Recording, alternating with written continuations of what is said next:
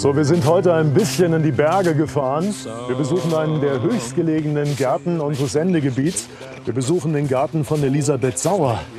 Der ist genau auf 774 Meter. Und Elisabeth Sauer hat einen Garten, der auch im Winter eine wahre Perle ist. Da sehe ich, da bewegt sich was. Hallo Frau Sauer, schön, dass wir kommen dürfen. Ich grüße Sie. Einwandfrei. Willkommen, Thüringer Schiefergebirge im Nebel. Im Nebel. Im Nebel. Aber trotzdem einen schönen Garten. Ja, aber durch das Wetter sieht er nicht ganz so gut aus. Aber das ist einfach so. Das nehmen wir, wie es ist, gell? Wir nehmen es, wie es Ich ist. ziehe mich an und Okay. dann können wir... Die ehemalige Schulgartenlehrerin Elisabeth Sauer öffnet ihren Garten im Sommer bei den offenen Gärten. Aber auch im Winter wirkt er. So gestaltete sie ihn in den vergangenen 50 Jahren. Gut, dann Ich komme immer gehen wir, wie man hinterher. bei uns im Dialekt sagt. Wie sagt man? Gehen wir. Gemmer?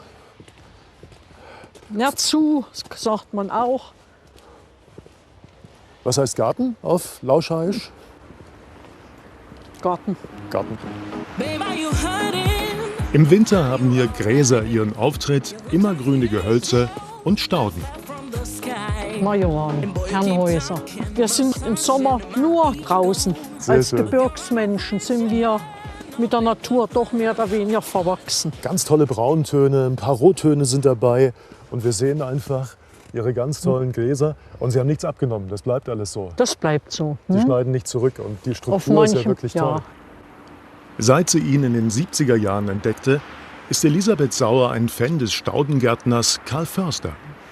Der Förster hat ja gesagt, wenn man einen Garten so lange hat, das wird zur geschriebenen Biografie. Und das stimmt, das hier ist meine Biografie. Vorne habe ich angefangen mit ganz wenig.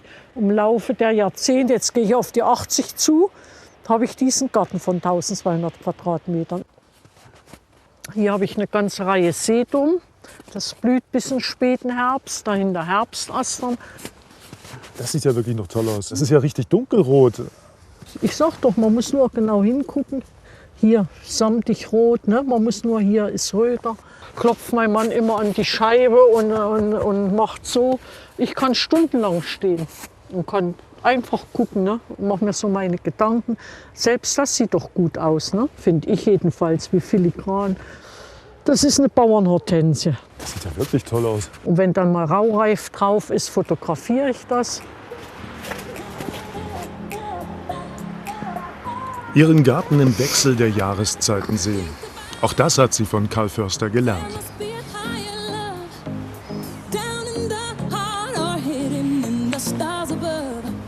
Auch Elisabeth mag, wie sich das Zusammenspiel von Erscheinungsbild und Farbe im Garten ändert.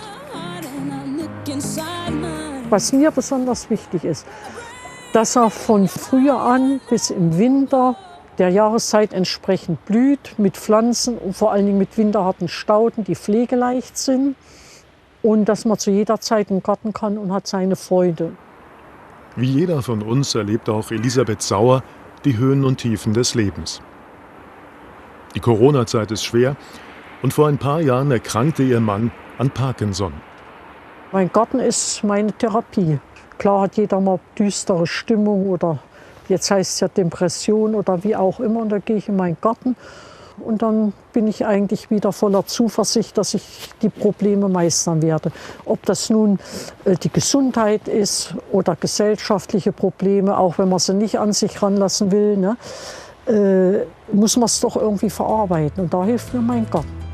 Auch im Sinne Karl Försters gestaltete sie ihren Garten in letzter Zeit pflegeleichter und trennte sich von vielen Kübelpflanzen. Aber von dieser großen Fuchsie könnte sie sich nie trennen. Was haben wir hier? Von wem haben Sie sie bekommen? Die habe ich von vor 50 Jahren in etwa von meiner Großmutter übernommen und pflege sie seitdem wie meinen Augapfel. Und wir zeigen auch mal ein paar Fotos, wie sie im Sommer so wunderbar herrlich blüht. Und was bedeutet Ihnen die Pflanze? Alles. Das ist halt die Oma Martha. Die heißt jetzt Und- richtig Oma Martha, ja? Die heißt Oma Martha. Vielen Dank an Elisabeth Sauer, die für uns ihren Garten auch im Winter öffnete.